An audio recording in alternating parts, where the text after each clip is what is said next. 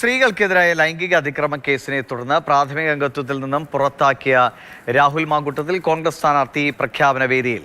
നേരത്തെ കണ്ണാടിയിൽ സ്ഥാനാർത്ഥി നിർണയ ചർച്ചയിലും രാഹുൽ പങ്കെടുത്തിരുന്നു. Google VS വിവരങ്ങളുമായിട്ടുണ്ട്. ഗൂഗിൾ, പാർട്ടി ഇന്ന് സസ്പെൻഷനൊക്കെയാണ്, പക്ഷേ ജില്ലയിൽ നടക്കുന്ന, പ്രത്യേകിച്ചും തൻ്റെ നിയമസഭാ മണ്ഡലത്തിൽ നടക്കുന്ന എല്ലാ പരിപാടികളിലും തന്നെ രാഹുൽ പാർട്ടി പരിപാടികളിലൊക്കെ കൃത്യമായി പങ്കെടുക്കുന്നുണ്ട്.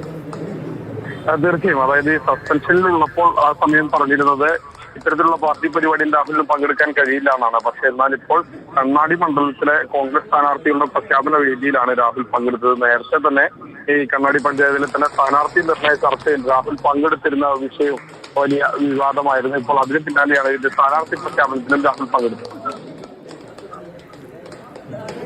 ശരി, ഗൂഗിൾ VS ആണ് വിവരങ്ങൾ നൽകിയത്. സ്ഥാനാർത്ഥി പ്രഖ്യാപന പരിപാടിയിലും രാഹുൽ മാങ്കൂട്ടത്തിൽ പങ്കെടുത്തിരിക്കുകയാണ്. പാർട്ടി ഔദ്യോഗികമായിട്ടൊക്കെ സസ്പെൻഡ് ചെയ്തിരിക്കുകയാണ്, പക്ഷേ ജില്ലയിലെ പാർട്ടി പരിപാടികളിലൊക്കെ രാഹുൽ മാങ്കൂട്ടത്തിൽ സജീവമായി തന്നെ പങ്കെടുക്കും.